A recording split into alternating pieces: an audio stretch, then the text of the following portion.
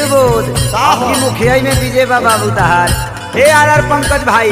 आई रंजे बावला के symphony studio में काहिया ले लिखाई चला होने देखी भैया एगो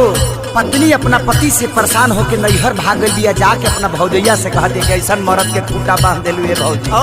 सबकर गेहूं कटा गए उ ताड़ी पी के दुआरिये पर पटा गई करी तो का करी कितना ले कहीं का कहती हो दिया ए रतन भाई बुचुल भाई हो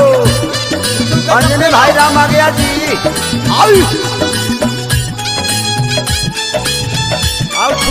खेला खेला ए घुंघरू भैया ए कवि जी ए आजाद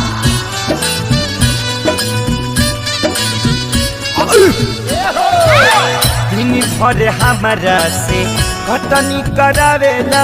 रात भर से जियो को हमके खटावेला का कहीं कवन कवन गति कैले बा का कहीं कवन कवन गति कैले बा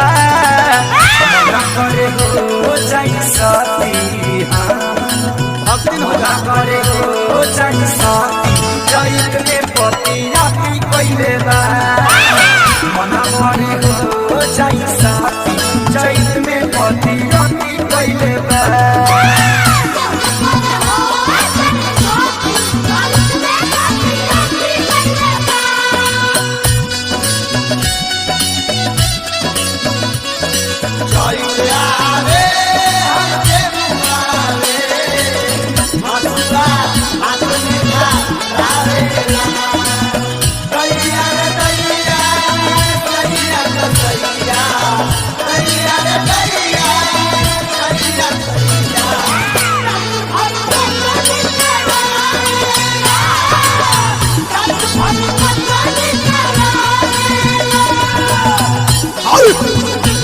घेरा उमेश भैया बाकर नहीं नई हर में कुल्ही कैले रही कब हंसुआ ना हाथे से धैले रही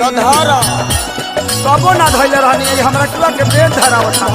नहीं नई हर में कुल्ही कैले रही कब हंसुआ ना हाथे से धैले रही भौजी रे फेल हमर मोती कैले बा भौजी रे फेल हमर मोती कैले बा करे हो जाई सती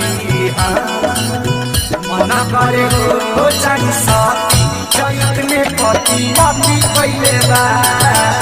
मना करे हो जाई सती जैत में पति आती कैले बा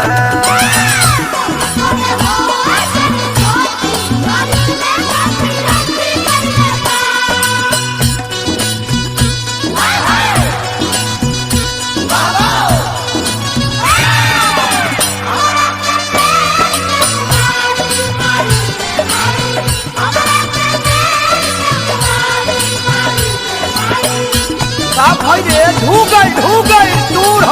हो अरे का हो रंजन भैया रंजन बावला सिम्फनी स्टूडियो पी के नसल सितारे सिकुल्ही का बना के हो रात नोच के भरल सभी छावना के हो कतना ले कहीं भौजी मैं तकिया के रुई बहरी कर दिले बा पी के नसल सितारे सिकुल्ही का बना के हो रात नोच के भरल सभी छावना के हो तेहरा सगुला के लंगलती कैले बा का कोही कवन कवन छाती कैले बा